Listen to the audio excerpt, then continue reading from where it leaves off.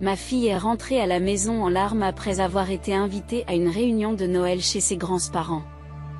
Visiblement bouleversée, elle m'a tendu un cadeau emballé en silence. Maman, regarde ça. Pourquoi dois-je endurer cela? Me dit-elle. Les mots me manquaient. En ouvrant le paquet, j'ai réalisé qu'il n'était pas approprié pour un enfant. Alarmé, j'ai immédiatement signalé l'incident à la police, ce qui a permis d'exposer et de bouleverser les actions de la personne qui avait offert le cadeau. Cet incident a provoqué un drame familial important et la personne responsable a dû faire face à de graves conséquences. À 45 ans et avec un mari plus jeune travaillant dans la même entreprise, je me suis lancée dans une nouvelle carrière à 34 ans après un commentaire désobligeant d'un ancien employeur. Sur mon lieu de travail actuel, l'âge et le sexe ne sont pas pris en compte, et mon mari, qui était alors mon supérieur hiérarchique, m'a apporté un grand soutien. Nous nous sommes rapidement mariés et avons aujourd'hui une fille de 4e année, une âme douce qui aime lire et fait preuve de gentillesse à l'égard de tous. Mes relations avec la sœur de mon mari sont toutefois tendues. Malgré mes bonnes relations avec ma belle famille, elle me désapprouve parce que je suis plus âgée que mon mari et se moque de notre mariage rapide. Ses commentaires désobligeants sur mon âge et les changements physiques dus à la grossesse étaient blessants, mais j'ai essayé de rester indifférente pour ma tranquillité d'esprit. Son attitude n'a changé que lorsqu'elle s'est mariée rapidement et a déménagé, ce qui a réduit nos interactions et m'a épargné ses railleries. Ce changement m'a permis de me concentrer sur l'accueil de notre fille. Malgré les difficultés de l'accouchement. La naissance de notre fille, bien que difficile, a marqué une étape joyeuse dans notre vie. Sans la négativité qui avait assombri notre bonheur. Le soutien indéfectible et les paroles encourageantes de mon mari ont été déterminants pour la naissance de notre fille. Lorsqu'elle a pleuré pour la première fois dans la salle d'accouchement, sa gratitude et sa reconnaissance de mes efforts nous ont fait pleurer de joie. Cependant, 5 mois après l'arrivée de notre fille, ma belle-sœur a donné naissance à un garçon et a repris ses visites à notre domicile, chaque voyage durant 1 heure. Son but semblait être d'établir des comparaisons défavorables entre nos enfants et de faire des remarques désobligeantes sur mon âge qui affectaient négativement ma fille. Selon elle, les rides supposées sur le visage de ma fille étaient visibles par rapport à la police de son enfant, et alors que je m'adaptais aux exigences de la nouvelle parentalité, je me suis retrouvée stupéfaite par son audace. Elle arrivait les mains vides, n'apportant aucun élément essentiel pour le bébé, et repartait avec des couches et du lait maternisé, sous prétexte qu'elle voulait éviter d'en manquer. Ce comportement me laissait très perplexe. C'était comme si la raison première de sa visite était de me rabaisser et de s'emparer des fournitures comme si c'était son droit. Elle a fini par cesser ses visites, le travail de son mari les obligeant à déménager dans un autre état.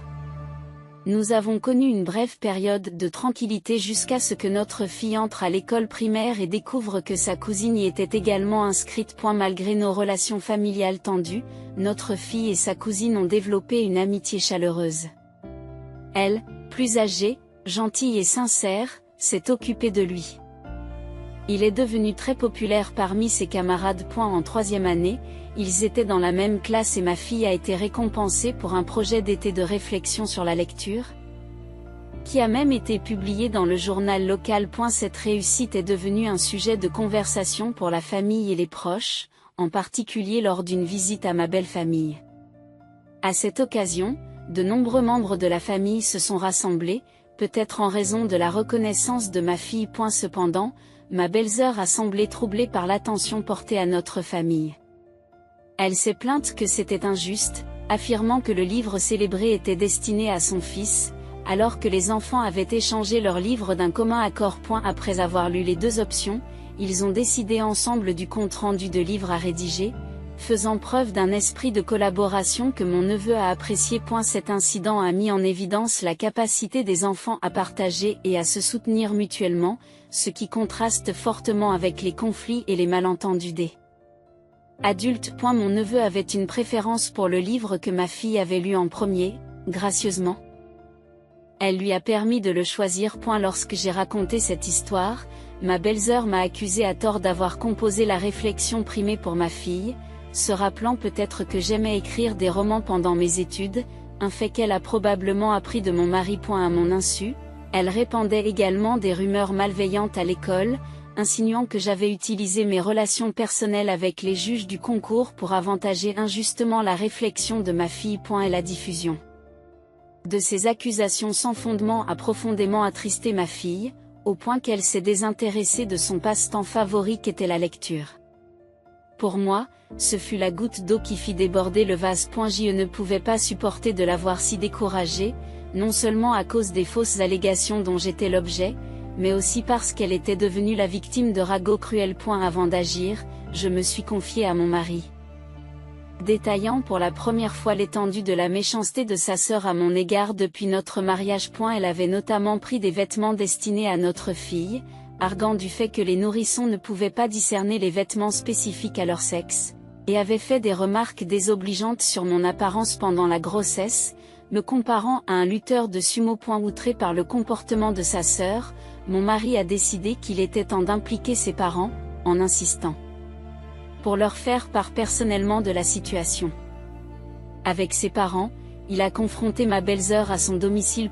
Sa joie initiale de voir sa famille lui rendre visite à l'improviste s'est rapidement transformée en choc face à la sévère réprimande de mon mari. Elle a réagi en dirigeant sa colère vers moi, m'accusant de l'avoir trahi au profit de son frère préféré, se posant ainsi en victime pour tenter de se défausser de sa responsabilité. Dans un premier temps, j'ai répondu à ses appels téléphoniques, les prenant pour des tentatives de réconciliation, avant de me rendre compte qu'elle ne faisait qu'évacuer ses frustrations. Finalement, j'ai réglé son numéro pour qu'il tombe directement sur la messagerie vocale, ignorant ainsi ses tentatives de me contacter. Les appels ont cessé au bout de 2 semaines, ce que j'ai d'abord attribué à une perte d'intérêt de sa part. Cependant, j'ai appris plus tard que ce n'était pas la raison. En décembre, une fête de Noël pour les enfants a été organisée chez mes beaux-parents, une première pour eux, ce qui a suscité ma curiosité quant au moment choisi. Néanmoins, ma fille était ravie d'être invitée, se souvenant de la joyeuse fête de Noël qu'elle avait vécue à la maternelle et espérant un événement similaire dans son école élémentaire, qui n'organisait malheureusement pas de telles festivités en raison de sa politique en matière d'événements religieux. Je m'interroge souvent sur la nécessité d'une adhésion stricte aux traditions religieuses alors que Noël lui-même est devenu une fête universellement appréciée, célébrée différemment dans le monde entier. Cette pensée me traverse l'esprit, d'autant plus que j'ai remarqué que certains parents sont très attachés au maintien de leurs connotations religieuses. Ces 2 dernières années, décidés à embrasser l'esprit festif à notre manière, ma fille et moi avons choisi de célébrer Noël confortablement à la maison. Elle a particulièrement apprécié l'échange de cadeaux, un moment fort de notre célébration. Cette année, une invitation de mes beaux-parents nous a suggéré un budget modeste de $11 pour un échange de cadeaux lors de leur fête de Noël. Ma fille et moi nous sommes lancés dans une petite aventure dans un vaste centre commercial à proximité. À la recherche du cadeau idéal. Elle a finalement opté pour l'un de ses livres d'images préférés, impatiente de partager son histoire et la joie qu'il lui a procurée avec quelqu'un d'autre pendant la fête. Le jour de la fête, le cadeau en main, elle s'est rendue chez mes beaux-parents, à quelques minutes en bus de notre domicile. Après avoir prévenu ma belle-mère de son arrivée imminente, elle a gentiment proposé d'aller la chercher à l'arrêt de bus. Un appel de sa part m'a ensuite assuré que ma fille était bien arrivée, ce qui m'a permis d'oublier momentanément mes inquiétudes. Cependant, cette tranquillité a été de courte durée. Près de 50 minutes plus tard, le bruit inattendu de l'ouverture de la porte d'entrée, un jour de semaine, m'a prise au dépourvu. Mon mari était au travail et j'étais à la maison, travaillant à distance pendant les vacances d'hiver de ma fille. La vue qui m'a accueillie était déchirante, ma fille était assise à l'entrée. En larmes. Elle m'a tendu un sac emballé dans un papier cadeau, son expression suggérant que le contenu allait tout expliquer. À l'intérieur, j'ai trouvé un journal avec son reflet de lecture déchiré en morceaux, accompagné d'une carte menaçante écrite à l'encre rouge, nous avertissant de ne pas devenir trop arrogant sous peine de finir comme l'animal en peluche mutilé qui se trouvait également dans le sac, défiguré et taché d'encre rouge pour imiter le sang. Ce spectacle inquiétant était loin d'être une farce inoffensive.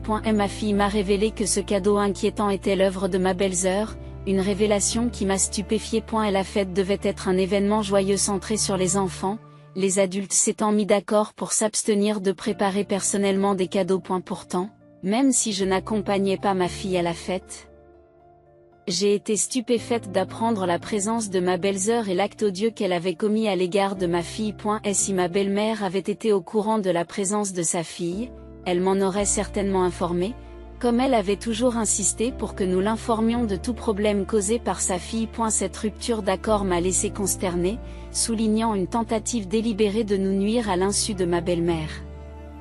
Lorsque ma fille est rentrée à la maison bouleversée, je lui ai rappelé de raconter ce qui s'était passé à sa grand-mère. Mais avant qu'elle ne puisse le faire, ma tante est intervenue, déclarant qu'elle ne l'avait pas appelée et que seuls les enfants liés aux écoles missionnaires étaient les bienvenus. Et ma fille, perplexe, a demandé ce qu'était une école missionnaire, me laissant à court de mots.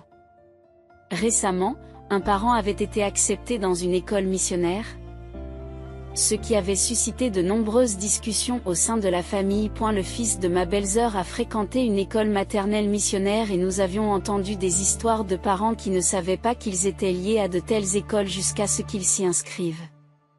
Notre choix était différent. Nous avons opté pour une école maternelle locale et une école primaire publique pour notre fille. Il semble que ma belle-sœur ait profité de l'occasion pour rabaisser ma fille. Bouleversée par le cadeau menaçant que ma fille avait reçu, je me suis précipitée au poste de police, insistant sur la gravité de la menace, malgré la réticence initiale de la police à intervenir, suggérant que l'affaire soit réglée en famille. Heureusement, une policière a reconnu la gravité de la situation, admettant que les menaces et la violence au sein des familles sont effectivement des délits à signaler. Elle a compris notre peur et a pris des mesures immédiates en promettant de rendre visite à ma belle-sœur avec un avertissement. Le soir, lorsque mon mari est rentré à la maison, j'ai raconté les événements de la journée.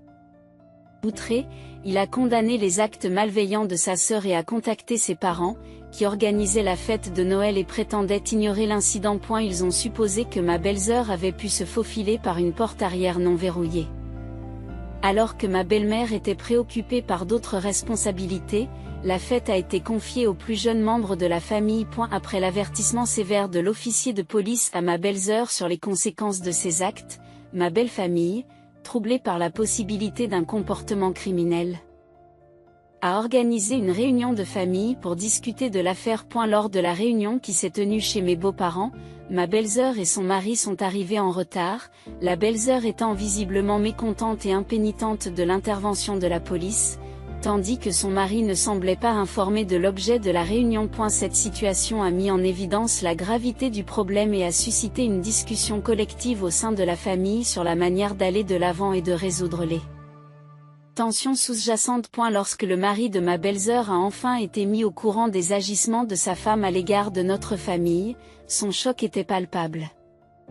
Jusqu'alors, il n'avait pas du tout pris conscience de l'ampleur de la situation. En nous présentant ses excuses, il a semblé sincèrement éprouver des remords, ce qui contraste fortement avec ma belle-sœur, qui est restée défiante et ne s'est pas excusée. Son raisonnement, selon lequel l'absence d'arrestation par la police équivaut à l'innocence, a laissé tout le monde sans voix, témoignant d'un niveau de déni que nous avons eu du mal à comprendre. Dans une tournure surprenante des événements, il a annoncé sa décision de divorcer. Cette révélation nous a tous stupéfiés, car il n'y avait aucun signe extérieur de problème dans leur mariage. Expliquant sa décision, il a raconté comment elle avait supporté son comportement, qui était passé de la négligence des tâches ménagères et de la garde des enfants à la peur causée par l'imprudence. Son obsession pour les apparences l'a conduite à de multiples déménagements inutiles, motivés à chaque fois par sa vanité et le désir de maintenir un certain statut social plutôt que par les exigences réelles du travail. Ces déménagements étaient souvent justifiés par ses ambitions pour leur fils, comme la tentative de l'inscrire dans des écoles maternelles prestigieuses, ce qui n'aboutissait qu'à une déception et à un embarras supplémentaire. Finalement, ils ont opté pour une école primaire publique, un choix motivé par la préférence de leur fils, soutenu par son père contre les réticences initiales de sa femme. Et la décision du mari de divorcer n'a pas été soudaine, mais l'aboutissement d'années de frustration,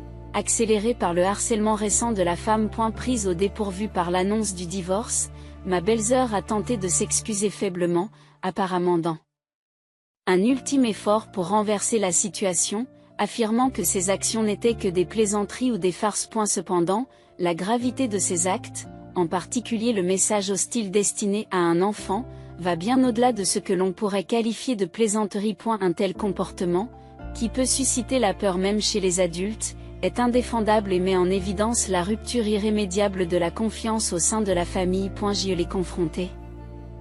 En soulignant l'écart entre ses actions et les instincts d'un parent nourricier. Ce n'est pas parce que vous êtes parent que vous avez automatiquement des instincts parentaux, ai-je fait remarquer, suggérant que son comportement était loin d'être celui que l'on attendrait d'une personne jouant ce rôle. Mon mari, témoin de ses larmes, lui a fermement dit que pleurer n'était pas une solution au problème, surtout à son âge. Elle ne devait pas s'attendre à ce que la sympathie l'absout de ses actes. Pourtant, elle a continué à pleurer, niant toute faute et se demandant pourquoi on la blâmait. Elle a même suggéré que la désapprobation de la famille provenait de mon mariage avec son frère, laissant entendre que le problème venait de mon âge plutôt que de ses actions. Son manque de compréhension de la gravité de son comportement nous a tous laissés sans voix.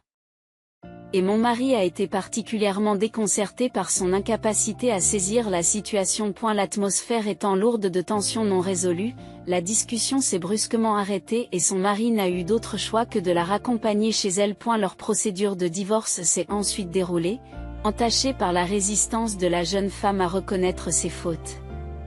Seule la révélation innocente de son fils au sujet de la fête de Noël a fait pencher la balance et l'a amené à accepter le divorce à contre-séure. Son fils, sans aucune mauvaise intention, a raconté à ses camarades de classe le troublant échange de cadeaux dont il a été témoin, en particulier l'image troublante d'un animal en peluche mutilé et taché de rouge, ressemblant à du sang. Cette confession s'est rapidement répandue dans la communauté scolaire, suscitant l'inquiétude des enseignants et des parents. Suite à cette révélation, ma fille a eu du mal à retourner à l'école.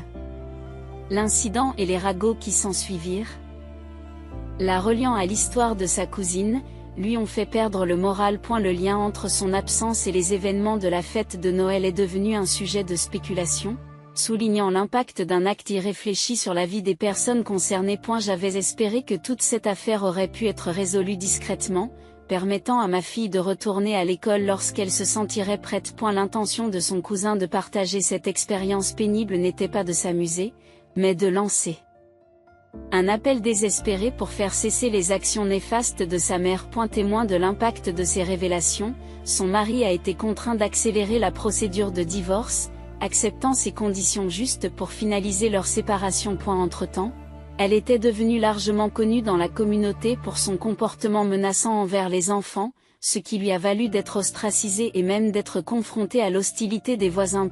Se sentant prise au piège et vilipendée, elle a considéré le divorce comme une échappatoire, imaginant qu'un retour au domicile parental lui apporterait du réconfort. Cependant, son ex-mari est resté fermement décidé à conserver la garde de leur fils, une décision qu'elle a acceptée sans trop se battre, déclarant froidement son indifférence à l'égard de son fils, car elle envisageait de se remarier, affirmant que les enfants n'étaient qu'un inconvénient pour ses projets. Ces paroles cruelles ont été accueillies par un rejet courageux de la part de son fils. Il a exprimé qu'il n'avait pas besoin d'elle dans sa vie, trouvant du réconfort auprès de son père et l'avertissant de ne pas approcher sa cousine. Sa situation s'est aggravée lorsqu'elle est retournée chez ses parents, où on lui a refusé l'entrée, la laissant seule face aux conséquences de ses actes.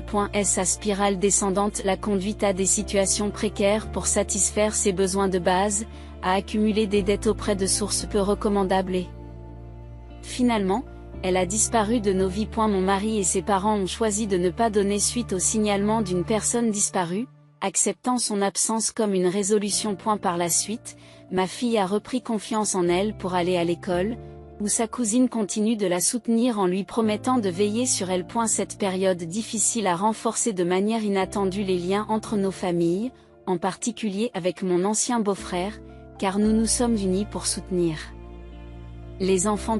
Ma belle famille a accueilli les deux petits enfants avec enthousiasme, s'occupant d'eux et les soutenant en l'absence de ma belle-sœur. En l'absence de ma belle-sœur, notre famille a trouvé la paix et a développé une relation forte et confiante, débarrassée des tensions antérieures.